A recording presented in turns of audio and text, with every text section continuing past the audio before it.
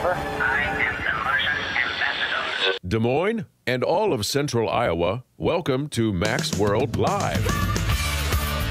Mac's World is your world. Every day we talk about the issues and topics that matter most to you. And as always, it's your voice we want to hear in Mac's World. So join the conversation by calling 515-244-0077. And now, here's the host of Mac's World Live, J. Michael McCoy. 7 minutes after 4 o'clock on this fourth day of November in the Lord's year 2015. J. Michael McCoy, second hour, Mac's World Live. Thanks for being here this afternoon. Today's been an interesting day. I woke up at 4:07 and did my morning work, my writings, my blog, whatever I do. Got to church at about 6 because we have our men's group. And by the time I walked out of men's group at 8 o'clock, I knew I had a cold or something coming on. Now it is, 8 hours later, and I can't breathe. I can't cough. I mean, I cough all the time. So I didn't want to miss the interview with Pastor Stiles today. So I may not talk as much as I should. And that'll mean Frank talks more. So I don't know what that'll mean for the ratings. But I'm even having a hard time breathing right now. Interestingly enough, you told that story 5 seconds from 4:07, 12 hours later. Yeah, I did, didn't I? Yeah, that's true. I did. Okay, good for you. That's why I have Frank around. He's a genius. What did you say with your wife? You out-kicked your coverage? Oh, I said I outpunted my coverage when I married her. Yeah, well, I have to admit, I outpunted my coverage when I picked Frank for a co-host. Now, see, Bob, we know Bob's brilliant because Bob's a scientist. Do you know who Bob is? I met him today. Bob spent 35 years with the DCI as a forensic scientist. Okay. And so he would look into all that horrible stuff that I don't want to look at and I don't think you want to look at. And so he's like a genius scientist. And I thought I was really doing good when I had that kind of a co-host. Well, then we added Frank. And when we started with Frank, his name was The Voice because he had that voice. But Michael Mudloff, do you know Michael? I do. Yeah. He changed his name to The Verse because Frank has a Bible verse, an answer for everything. He's a proof texter. So just ask him anything, and he'll give you the text. But if I ever could know my Bible as well as Frank, I'd be a disciple myself. All right. Pastor Todd Stiles from First Family Church in Ankeny. Services are at 9 and 11. No, 8:30 and 10:30. I'm sorry. 8:30 and 10:30. And that's in the 9 o'clock in Bondurant. 9 in Bondurant. Okay. And so we appreciate him being here. And Todd's passion is family. And so we're just going to talk about different elements of the family today. But here's what I really want to do. I want to open up the phones. Okay, I'm having a hard time breathing today. I'm all stuffed up. I'm going to apologize up front. You're going to hear noises and gurgles and things on the air that you probably shouldn't have to hear. But this is radio. It's transparency. I don't get to stay home just because I don't feel good. And Frank, I think I have a temperature. I think I have a fever. You're like the commercial where the dad comes in and tries to tell his baby he's taking the day off because he doesn't feel well. Yeah, that didn't go well. But it's your voice I want to hear today. 244-0077. Here's the deal.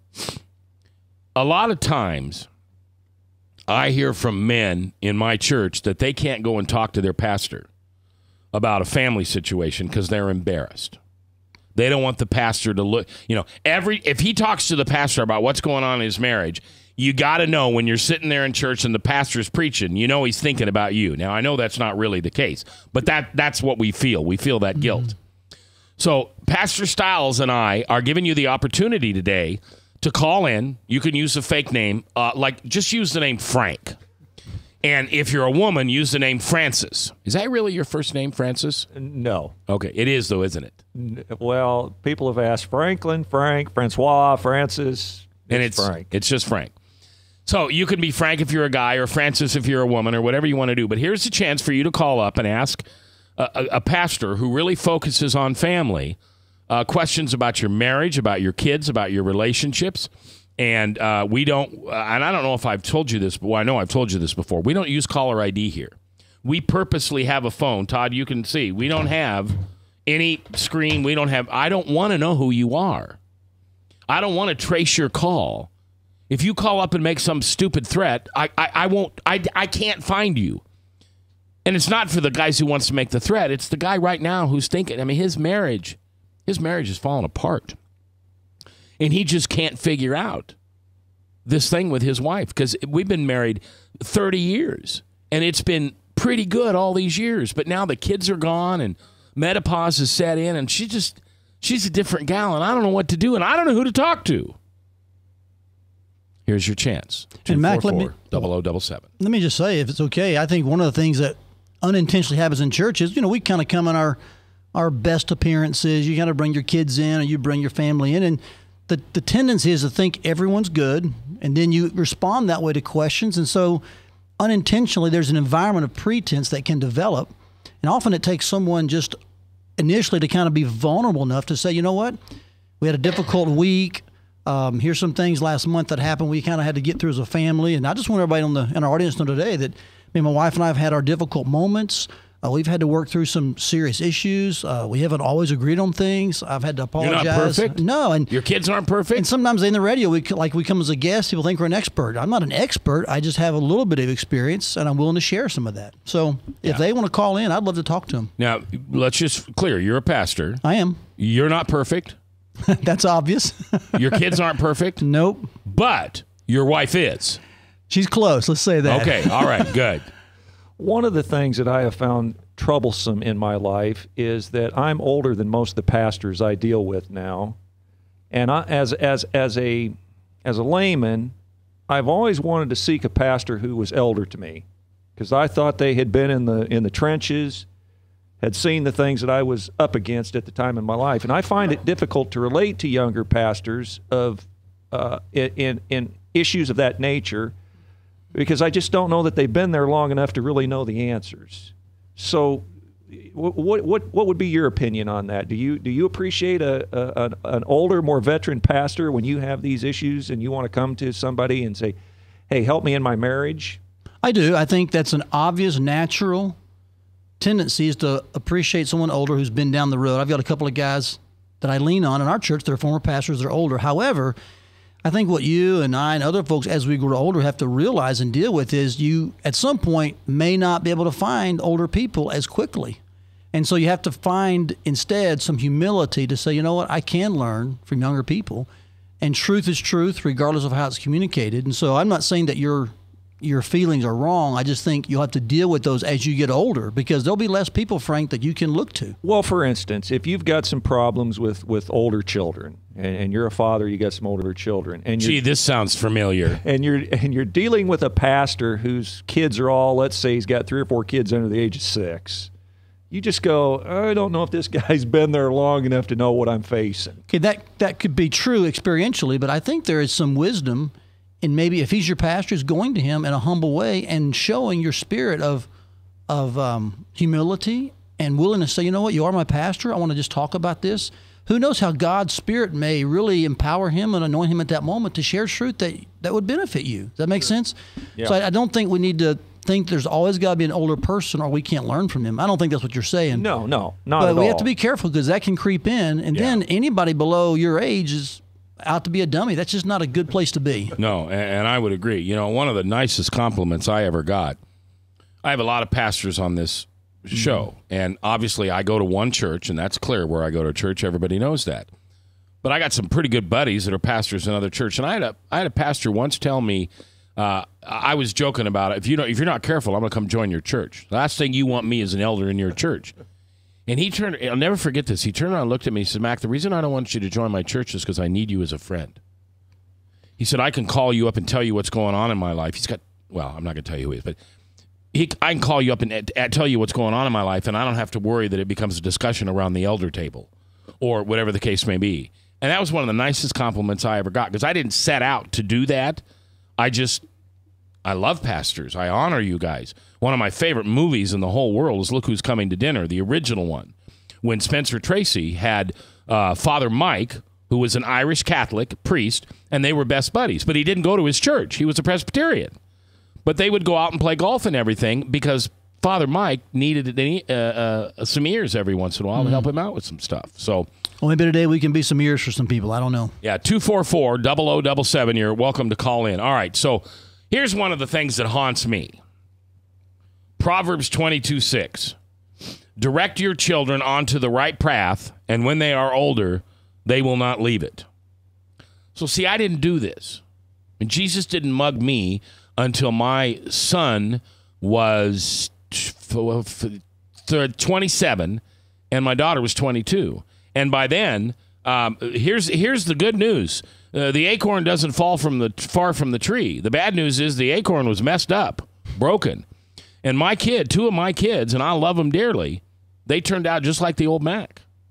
So when Proverbs 22:6 says, direct your children into the right path, and when they are older, they will not leave it, that's really true, because sometimes, unfortunately, the proof's in the pudding the other way around.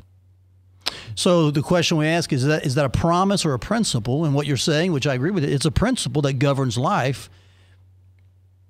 It's not a promise in the sense that no matter what your motives are or no matter what the internals are, you can just kind of hang your hat on it and then be excused from its consequences. So there are situations where really good parents do the right thing and their kids make terrible choices. Yeah. And so a lot of folks look at that verse and say, well, that verse isn't true. And I would say, no, the verse is true. And in a general sense, which is what Proverbs is, a collection of principles that govern life, that is generally true.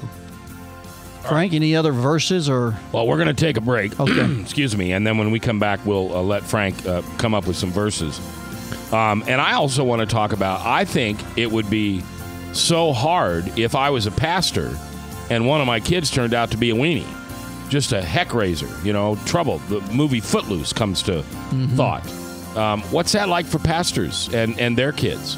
I'm married to a PK. We'll talk about that live when we come back here on The Truth.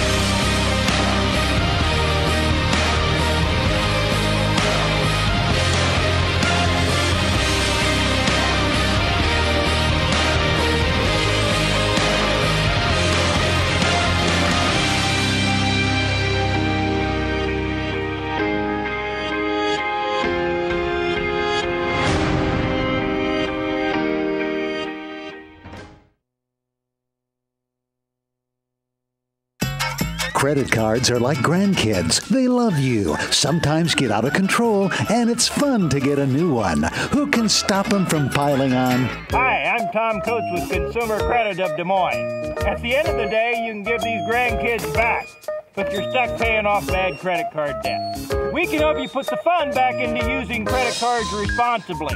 Right, kids? Yeah! If you need help getting credit cards off your back, call Consumer Credit of Des Moines.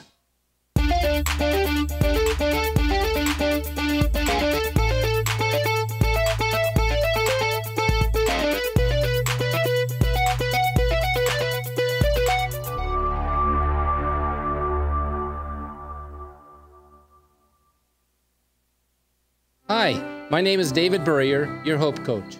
I host a live weekly talk show called I've Been There every Thursday afternoon at 5:30, right here on webcast1live.com, and on my weekly radio program Saturday mornings at 10 on Truth Network 99.3 FM.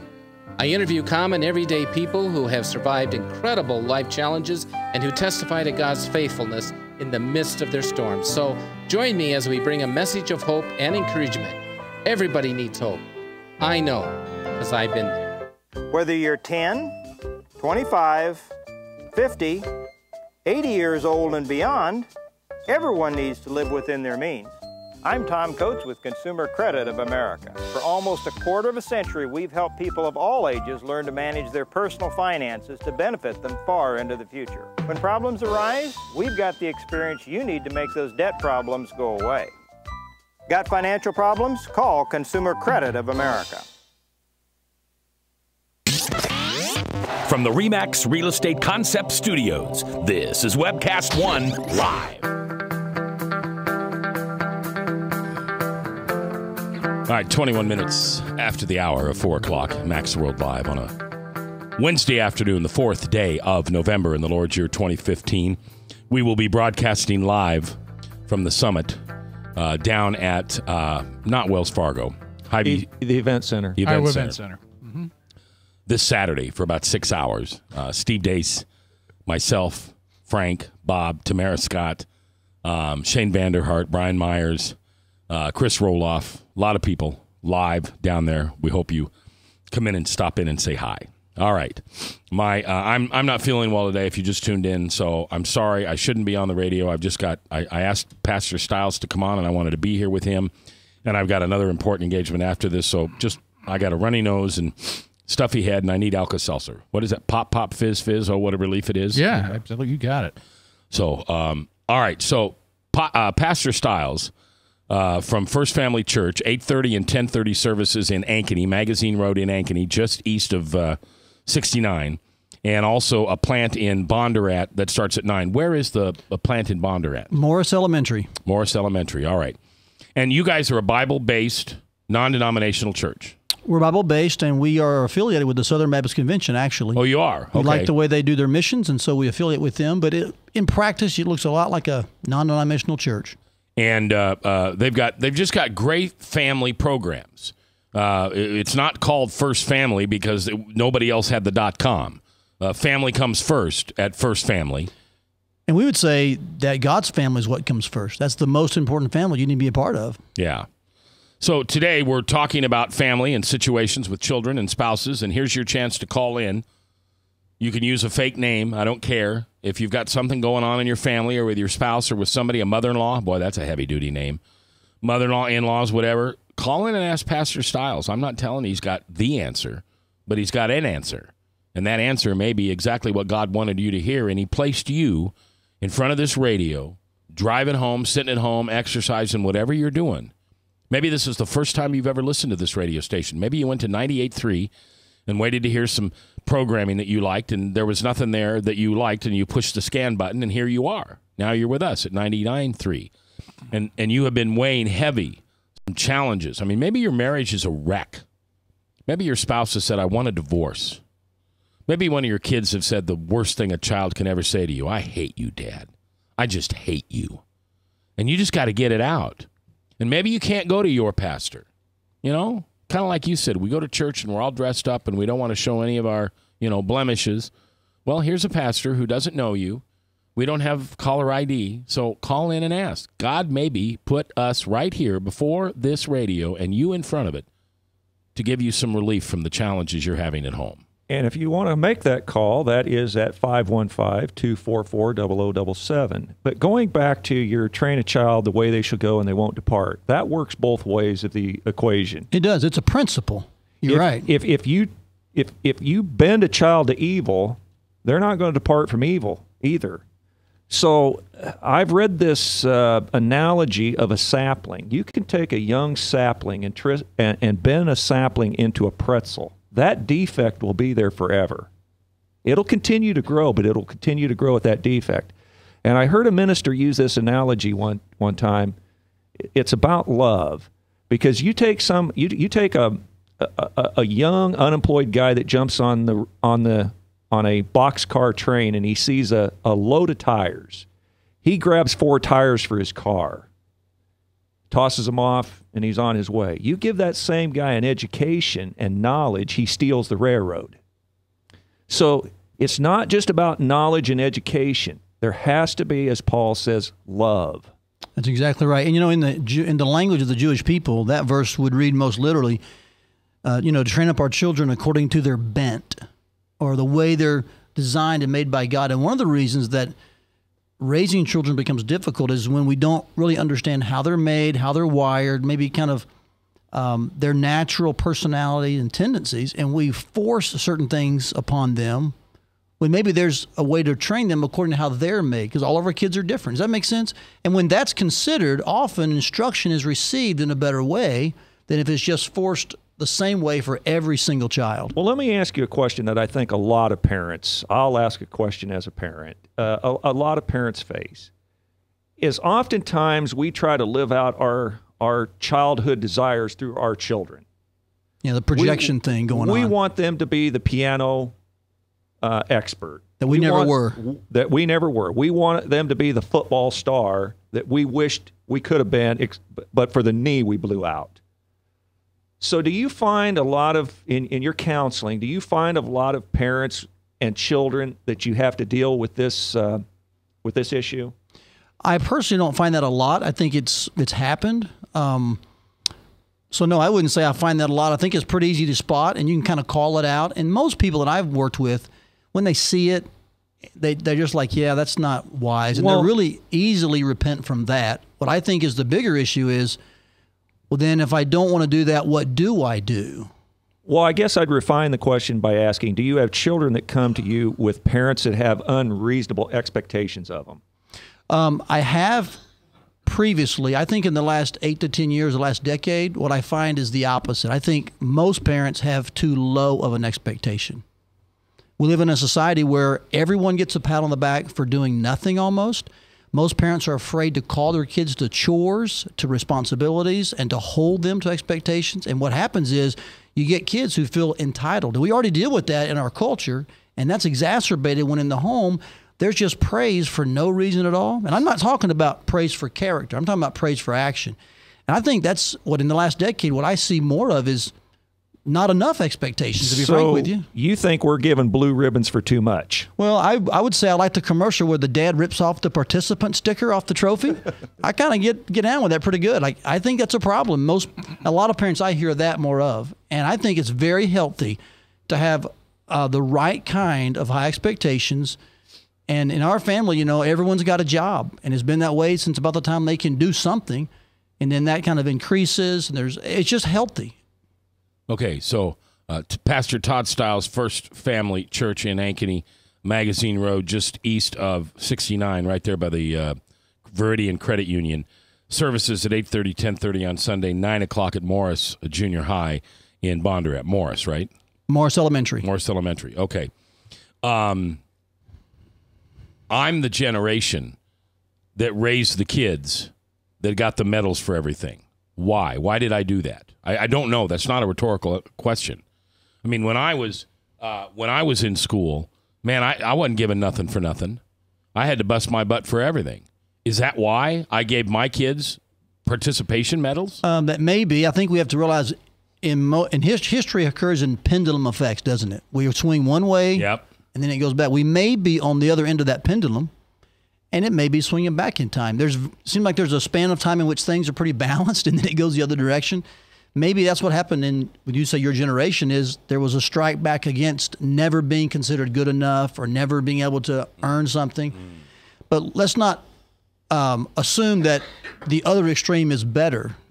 What we want to find is a balance. And I think, Proverbs talks a lot about this. The desire accomplished is sweet to the soul, that the hand of the diligent will have plenty of bread. There's a Proverbs principle that says if you work hard, there is a reward. And I think that's what you want to establish in your home, that hard work pays off. All right, put your headphones on. We've got a call from Paul.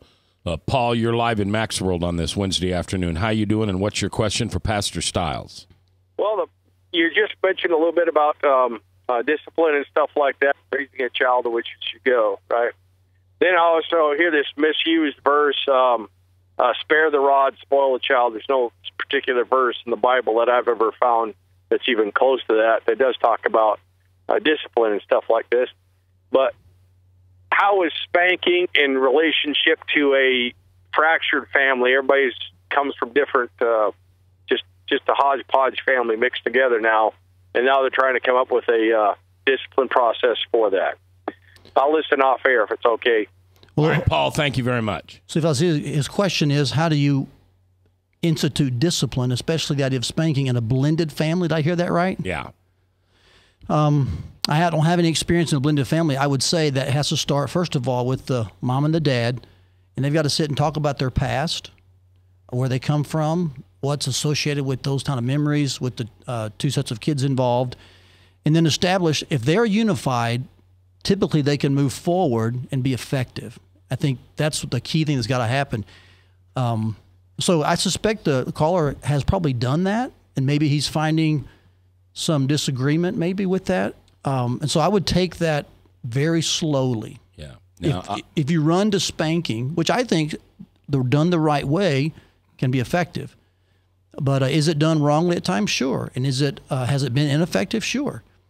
But I think I would encourage he and his wife then to sit down and have a really long talk and start that process slowly in regards to discipline. Now, my wife and I have a blended family. When we got married, she had a 9 and a 7-year-old, and I had it would have been a 5 and a 1-year-old. And I can tell you the blended families are hard. And I wish I could use a word harder than hard, because they're hard, hard, hard. And I don't think there is any magical key or advice that you can give them except raise them up in the Lord. And let Jesus handle that. Let the Bible be your rule guide. I can tell you that as the father of 2 children that were not mine, but called me dad, and I raised them, because unfortunately their dad wasn't around. So I was I got, some people say, oh, that was cool, he wasn't around. Well, it's also a downside. I was the dad. There was no weekends that, the kids are gone for the weekend over at their dad's. No, we had the kids 24/7. And here's the thing I did well. These are my wife's children. And she gets the last decision, not me. And that comes from a man who is in a blended family, so you have some experience there. Yeah. As much as I want to puff up my chest and say, yeah, I went in and took over and I was the man of the family, it didn't work. Mama Bear was never going to back off of watching her cubs. And if I pushed that limit, I not only had problems with the kids, but I had problems with Mama Bear. Mm-hmm. So, guys, I don't care how much ego or whatever you think you got, musky as a father, get rid of it when you're in a blended family and let mom be the parent. Let her be. That doesn't mean you can't participate, but for heaven's sakes, don't let the kids think that mom has abandoned them. And now this new guy is making all the rules, because now you've got a 3-way problem. So to our caller, let me say this. I wouldn't be distracted from Solomon's real intent, which is discipline, by perhaps thinking that he's talking about spanking. Does that make sense? Yeah. So God disciplines us, and he's never laid a hand on me. So while that might be an effective tool, done the right way, the real issue Solomon is trying to address is that discipline pays off. And so I would say to our caller, make sure you and your wife have a unified stance on discipline. And then the second thing is be very consistent, because most families run into trouble when they're inconsistent with their discipline. Not with the type of discipline necessarily. I'm assuming it's done correctly. It's when it's inconsistent, because that just messes up a kid's head. Like, well, I thought you said. And yeah. So consistency is very, very important when it comes to discipline. If I laid down a punishment for a discipline for one of her kids, and then I didn't lay the same punishment down on my kids, or I seemed soft on my kids, which they thought I was sometimes, there goes respect. Because I'm obviously easier on my kids than I am on her kids, and so now I'm a bad dad. I'm a bad stepdad. We'll continue this conversation. Frank's just got tons of questions. I mean, he's trying to figure. He's thinking about starting a second family. I mean, he's 78 years old, and he got the blue pill, and he's thinking. So we're teaching him how to be a good stepdad. That's coming up next, live here on The Truth.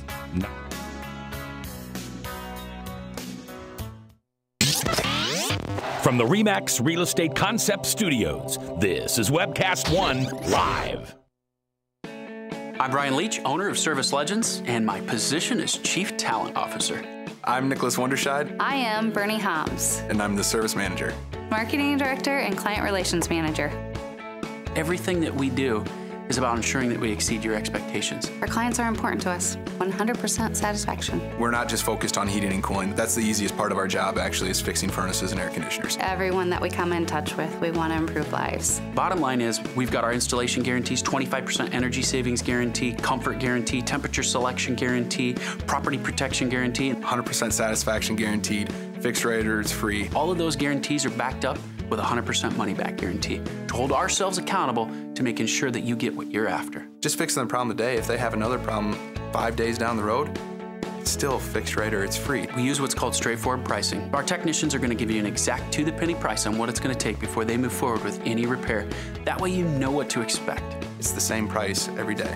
No surprises. If you get off work at 5 o'clock in the afternoon, you come home, you realize that, oh, my furnace is broken. Now you need to call somebody out that night. You shouldn't have to pay more for that. We're guaranteeing service 24/7. We run afternoons, evenings, nights, weekends. We're staffed to work that. Phone rings at 3 in the morning. You'll get one of our representatives answering the phone every time. We're not sending you out to Timbuktu in some call center. It's our Service Legend team members, our mission control team. I'll take a call anytime. And then they answer the phones the same way during the day as they do at night. It's a great day at your service company. How can we make you smile? That's the only way to provide true 24-hour service. When you're able to let somebody actually live in their home safely when they weren't able to do that before, where they don't have to stay up at night and worry about, is the heat going to come back on? Are we going to freeze the pipes? Is the baby in the room next door going to be sick because they got too cold? When you're able to help somebody overcome challenges like that, that's impacting a life. That makes a difference. I get goosebumps thinking about it. I love the team. I love the people that I work with. We have fun, but we work hard. I call them my ambassadors of legendary service. If you could just envision what that is, that's who we're sending to your home. They literally will call in, pick up the phone and call and say, hey, I want to talk to your manager. And I get on the phone, they're like, that technician that was at my house was the greatest technician ever. That's cool to me. We want to brighten people's days. Every person that we have going into the house has gone through an extensive background check. Drug testing, we have a very thorough interview process that 1 out of 140 people make it through. If we promise you something, that's what you're going to get, no matter what. We're here when you need us to protect the safety and comfort of your family.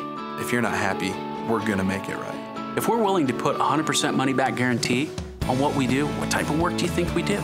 Give us a call. We're there for you 24/7, 365 days a year. Enough said.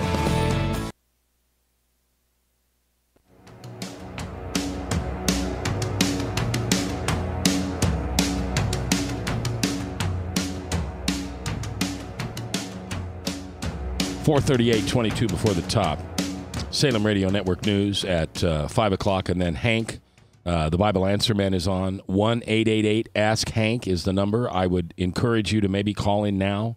I know it's like 25 minutes early, but this is a nationwide national show live. And so he's got, he probably can take 14 calls in an hour, maybe less, depending on his commercial breaks. So if you want to be one of those lucky dozen, then get on that phone now, call up, and ask him the question. 1-888-ASK-HANK. Also, tonight, 8 to 11, the new premiere of the Steve Day Show started Tuesday. This will be his second day. You'll hear it live here from 8 to 11 on The Truth. Pastor Todd Stiles is our guest. His church is First Family Church in Ankeny, Magazine Road, just east of Highway 69, right there by the Veridian Credit Union. Services at 8:30 and 10:30. They also have a new plant, and what that means is they started a new church in Morris Elementary School in Bondurant, and that meets at 9 o'clock. You've got a book on Amazon called Home Run. Yes, sir. And that's not a baseball book. No, it's not. It's a walkthrough of Psalm 128 and how it applies to families. Okay. And so we're talking about families and kids here. Now, one of the things that's really important is time with kids. And I know I didn't do a good enough job with that. I grew up, and the only reason I talk about what a crappy father I was is because I want somebody out there to relate to it and stop it before it's too late. Because if people say, is there anything in your world you could change? If you could change anything, what would it change? I wouldn't change my alcoholism. If I only had one thing, I'd go back and be the father that God intended me to be, because I wasn't. Now, my kids, God bless them, will say, oh, Dad, we spent a lot of time with you. Yeah, but guess what the time was? My stuff, my time. Oh, yeah, I'd take the kids to the radio station all the time, but would I go to a soccer game or a baseball game or cheerleading practice? No, I didn't have time for that. So my kids were forced to do things that I wanted. Now, luckily, it wasn't hanging out in the wrong places, but still, time with children is the most essential gift that you can give them. Yes, it's the key element to parenting. And here's an illustration I think helps. It's really helped me and my wife, and that is puberty, first of all, is a game changer, all right? So you've got about 11 to 12 years to invest time before the monster hits, because once puberty hits, a lot of debits begin to occur. Something begins to take things out. Mm-hmm. And if you've not deposited a lot of things into your kids prior to the puberty hitting, which is God ordained. It's how God turns us into adults physically. That's a good thing. But it wreaks such havoc on our body at times that a person that age struggles to get through that. James Dobson calls it a canyon. You're trying to maneuver that canyon. I've discovered that if you make a lot of deposits, then you're not in the red as quickly from like 12 or 13 forward. But what some parents do is the hardest years are 0 to 11 or 12. And so they don't make a lot of deposits. It's difficult. It's they're trying to make it in their career. And they get to 13 or 14, and they're already in the red, and they still got to get through 15, 16. Can you imagine operating in a deficit for 3 or 4 years? And I just want to encourage parents, the key is try to make lots of deposits with your children before puberty because you'll need every single one of them once it hits. Frank? In my own situation, in my own life, I feel like what you just described. I got a lot of input from my dad when I turned about 14, and I wanted to drive a car. And then later on, dating. All of a sudden, I got a world of attention. Hey, Pastor, I just want to say, can you imagine Frank showing up at your front door wanting to go out with your daughter? Man. No comment here. Oh, man, no comment here. But, it's this idea that all of a sudden, where was all these stories that you're telling me when I was 5, 6, 8? But let me ask you a little something that we talked off air as a pastor, because I was mentioning in my denomination some pastors' kids seem to get in a lot of trouble. What's this perfect balance for a pastor between his own children and his congregation? I don't know how to answer the perfect balance part. I think you have to, as a pastor, one thing we've tried to do is just to create areas and space where our kids could be normal. And the Lord's been very gracious to our family in that regards. My kids, so far, they're pretty normal. They like church. They like our church. They're not weird or hell-bent against the Lord. And we're very grateful. That's just God's grace, by the way. But I think part of the equation that God used was just our commitment to taking vacations off-site every year away from Ankeny. And just saying, hey, let's just go away. And not that we did weird stuff, but that you just have a place to kind of be your family and be normal. The other thing I think is a lot of honesty with your kids. Never criticize in front of them. We've just made it a practice not to be critical in front of our kids, but yet to be honest about my role as a pastor. And so I say this to my girls and my son pretty regularly when they were at home. I'd say this. About once a year, I'd thank them for the way they live their life because I say, you know what, you can't qualify me for ministry. That's really God's role, but you could disqualify me. And I would say to them, thank you for just living your life in a way that I'm still able to be an elder in our church. And you know what? Their appreciation, that honesty, I think probably went a long way. Well, as having a couple of pastors' kids as friends in my life, one of the things that I heard from them is they just a lot of times felt like they played second fiddle to the congregation. And it's almost like they were doing this stuff to get their parents' attention. And I'm sure that happens. Again, I can't answer every situation, but in times when we've been very busy or there's crisis situations, we usually tell our children, hey, listen, the next few days are going to be difficult or the next few weeks are going to be really busy. And we just try to get it on the table. I think if more parents would just get things on the table and assume that their kids would understand and expect them to kind of work with that, we'd be surprised. Kids like to be called to a challenge. And for us, that's kind of worked. I can't answer for everyone, but I do think non-critical honesty can go a long way for pastors and their kids. I think at the root of it, kids want their parents' attention. Sometimes they'll even accept bad attention just to get the attention. Yeah. Yep. It's the time factor. The be with factor is really important. The be with what? We call it the be with factor. Oh, okay. Just invest, especially before puberty. I'm telling you, it's a game changer. And if you're in the red by the time they're 13, it's going to be a long 4 or 5 years. Todd Stiles is our guest. He's pastor of First Family Church in Ankeny, a couple blocks east of the Viridian Credit Union on 6569 right there on Magazine Road, 8:30 and 10:30 on Sundays. They also have a new church planted in Bondurant. Meet at Morris Elementary at 9 o'clock in the morning. Something I learned a few years ago that really helped me, you know, when you think about the 3 R's, we grew up with reading, writing, and arithmetic, and I don't know how they got arithmetic out of R, but they did. Here's my 3 R's.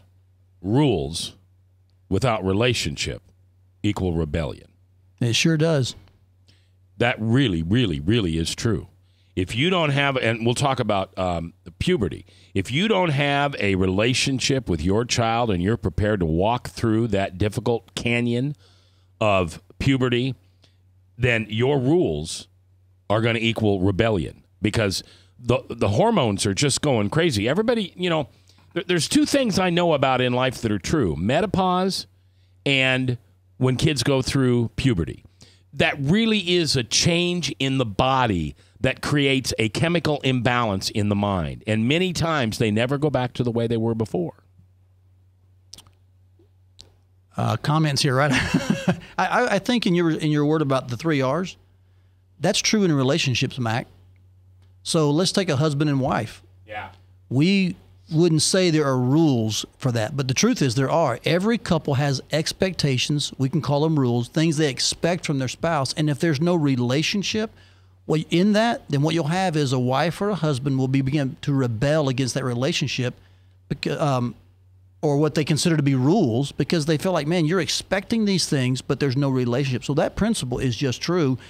And so we want to encourage husbands and wives, work on the relationship. Again, it's the be with factor. It's the time. It just pays off in every single environment. If you can just take time with people, usually then the relationship goes better and you can stave off potential rebellion. Frank's down to say something. I call it the three-legged stool. God's ultimate love flows like a river, and rivers have banks. The banks of God's river is truth and discipline. In any child-rearing situation, you love your child, but if you don't give them truth or discipline, both, you're going to have problems. Yeah, discipline's the breakfast of champions, by the way, when it comes to families. There's no perfect marriage. There's no perfect child. But one of the things that's got to be harder than anything, as Pastor Stiles just talked about, was being a preacher's kid. Frank will talk about that with Pastor Stiles when we come back live here on The Truth.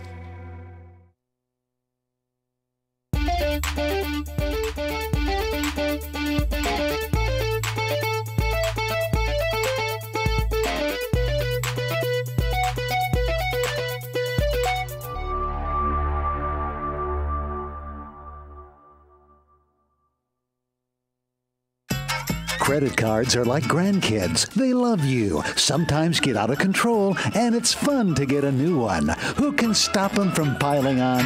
Hi, I'm Tom Coates with Consumer Credit of Des Moines. At the end of the day, you can return the grandkids, but you're stuck paying off bad credit card debt. We'll help you put the fun back into using credit cards responsibly. Right, kids? Yeah! If you need help getting credit cards off your back, call Consumer Credit of Des Moines. Hi, my name is David Burrier, your Hope Coach. I host a live weekly talk show called I've Been There every Thursday afternoon at 5:30, right here on webcast1live.com, and on my weekly radio program Saturday mornings at 10 on Truth Network 99.3 FM. I interview common everyday people who have survived incredible life challenges and who testify to God's faithfulness in the midst of their storms. So join me as we bring a message of hope and encouragement. Everybody needs hope. I know, because I've been there.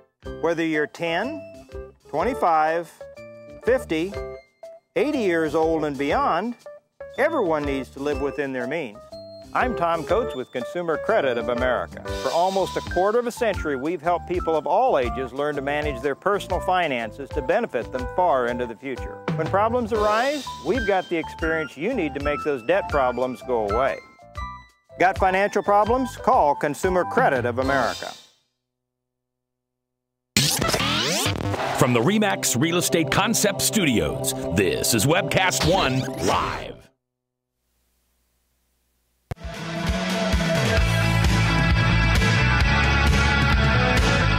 Bob Monserrat back here, Max World Live.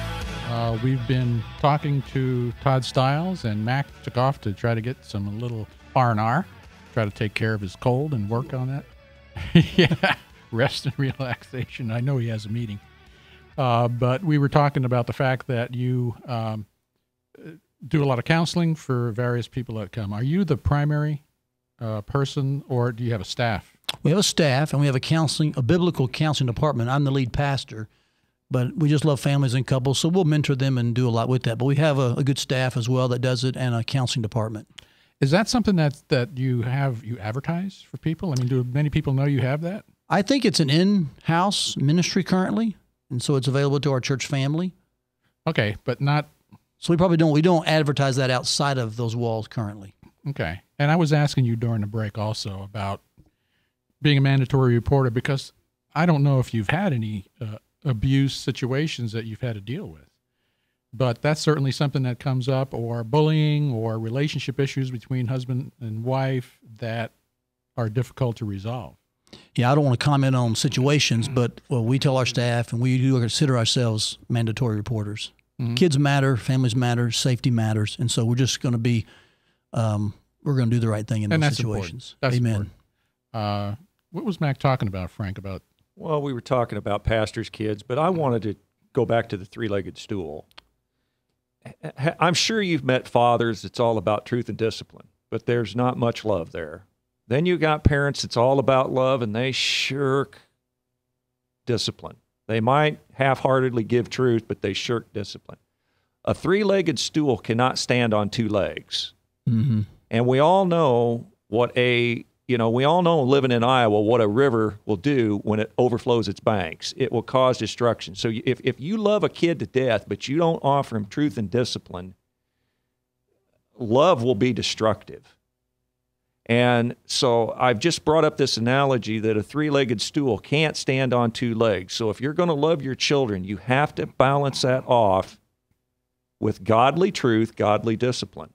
Yeah, and I think it's important to remember that none of us swim that river perfectly all the time, Frank. I know I haven't. Sure. And so when one of those legs, let's say, gets bigger than it should, yeah, and I've done that. I've made that mistake numerous times, and you just have to go to your kids and say, hey, I've done this with my kids as late as in junior and senior in high schools, where you just mess up with them. You have too much discipline, too much anger, or you don't speak up enough, and then something happens and you wish you'd have been there. You just got to say, hey, I didn't do that well as your dad, and I'm sorry. And I think I agree with what you're saying, but who swims that thing perfectly? And so you've got to have honesty in your parenting. Let me ask you another pertinent question that a lot of parents face. When your kids are young, do you reveal to them your mistakes, or do you try to somehow cover with a facade of perfection and have them at some point say, hey, you've been a liar and a hypocrite all your life? Or do you just lay out the good, the bad, and the ugly for them and say, hey, don't make this mistake? Yeah, I think if you're speaking of mistakes with them, I think you should be honest about those. Well, I mean mistakes more in the realm of drugs, alcohol, extramarital stuff, or not extramarital, but here's a good relationships before you were married. Okay, here's a good line to take. There may be a time when that information will help your child, and it's a call you got to make in the moment. I think they've probably got to be at an age where they can process what that means, which typically puberty begins that. But more than likely, some of that information is going to be a burden, and you don't want to burden your kids. So I would encourage the parents who might want to share that to think twice, because you might find that information isn't a blessing. It becomes burdensome. Is there a way that information and that honesty can be a blessing? Sure, but that's got to be done tactfully and correctly, and not full disclosure. That's not always a blessing. That can sometimes be a burden for years to come. So think about that analogy. And if you're going to be that honest, don't let your honesty end up being something your kids carry on their back for years. Yeah, Todd, I wanted to go back to when Paul called earlier in the show, and I thought what I heard was he wasn't sure if spare the rod, spoil the child was in the Bible, but I don't think that quote is not. But I found in Proverbs 13:24, he who spares his rod hates his son, but he who loves him disciplines him promptly. I find that interesting that it says he who spares his rod hates his son. So if you don't discipline, right here it's saying that you actually hate your son or daughter if you don't discipline them. It connects to the very things Frank was talking about, love and discipline, within this same stool you mentioned. And that's a great reference, and I'm glad you mentioned that. So if our caller was wondering that, I hope that verse will give him some credence. But remember, the rod is parallel to discipline. It's not an automatic, blanket to say, okay, go spank your kid. And I'll be first to admit, I think spanking done effectively and correctly works. But it's not necessarily mandated for every single person. That makes sense. The real key is discipline. Right. That's what Solomon seems to be pointing at. And I remember when I was a kid and I would get spanked, it was more, how should I say it, it wasn't a matter of that it really hurt physically, but it hurt mentally. You know what I'm saying is that it hurt your feelings. It hurt feelings. It hurt that I actually made a mistake. I was that kind of guy. I wasn't a trouble, maker. I know at times when I was a kid, I knew it would hurt. Man, I found a way to get on extra shorts and extra underwear and extra pants. I do what I could to make sure I diminished the pain. But I had a great set of parents, and their discipline was very effective in me and very biblical. So I thought they just did a great job under the Lord's authority. There was another thing that happened to me, too. I'm the youngest of 3 kids. I have an older brother, older sister. Brother's 5 years older. My sister's 2 years older. But my father wanted me to follow in his footsteps as a plumber, carpenter, a trade person.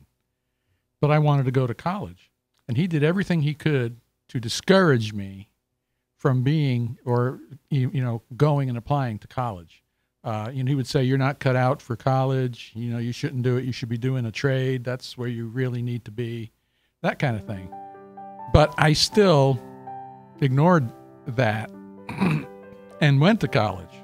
He was very happy for what I turned out to be, but it was still a question of sometimes dads want their kids to be either what they are or what they weren't or couldn't achieve. Frank, you want to say something? I heard Charles Stanley say one time that punishment is for saints, discipline is for sinners. What we discipline, we want close to us. We want it near us. And what we want to punish, we want to deep six it and get as far away from us as we can possibly get it. So punishment is for something that we want to conform and mold into what God needs it to be. Yeah, and I think that's a great quote, and it's really borne out in the book of Hebrews. Discipline is what God does. It's always corrective and it's always restorative, and so parents need to model that. In fact, I would encourage not even using the word spanking perhaps, and just say we have forms of discipline. And maybe they vary as long as they're consistent, but they vary perhaps in the style. And is spanking one of those perhaps? But I just think the word discipline is the best overall use because it connotates that of corrective, restorative, keeping you close so that you head down the right path. And it's interesting when you talk about your father, and how much time do we have, Bob? Oh, about 10, 15 seconds. Okay, I won't go down that road. I won't have enough time. So that means you're going to have to come back. Okay. I want to know what the answer is. Anyway, we've been talking with Pastor Todd Stiles from Ankeny First Family Church. Yes, sir. And we sure appreciate you being here. And I know, thank you. I know that Frank had a whole lot more questions. But anyway, thanks again, and we will see you tomorrow. Bye.